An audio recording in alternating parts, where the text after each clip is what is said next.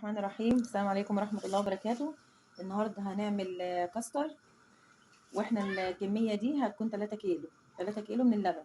3 كيلو من اللبن. انا بفضل انه يكون ناقص الدسم، يعني لو عندك في التلاجة تشيل الوش بتاعه، او يكون لبن بقري، لان لو لبن جاموسي ما بيبقاش حلو في الكاستر.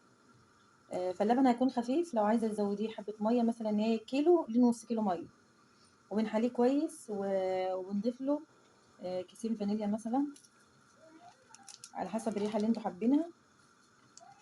وهتمليه الكاستر اللي هنضيفه لكل كيلو 4 معالق. 4 معالق. وده هيكون الكاستر. احنا بناخد بتاع حوالي نص كيلو لبن من ال3 كيلو، وهنضيف عليه 12 معلقة كاستر. عايزة تحطي 10 معالق ماشي، وتضيفي معلقة نشا ماشي. عايزة ال 12 معلقة كلهم كاستر ماشي. المهم ان انا هعمل بطريقة زي ما شايفين كده. هناخد نص كيلو لبن وهنقلب فيهم الكاستر بتاعنا، مش هنضيفه مع اللبن.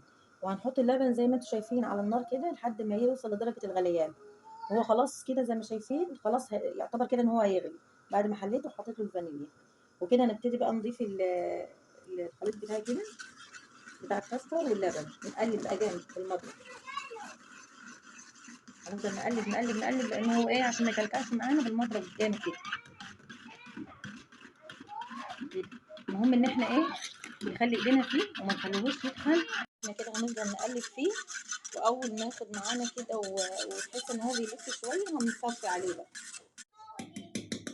وكده هيكون خلاص جاهز على كده. وبكده ده معاكم الشكل النهائي. وزي ما انتم شايفين، انتم ممكن تضيفوا اي نوع فاكهه. مش شرط يكون، انا عندي بيحبوا الزبيب عليه، وفي اللي بيحب جوز الهند. ممكن موز، ممكن عنب لو في الموسم بتاعه. اي نوع فاكهه تحبوا تضيفوه عليه، وبألف هنا.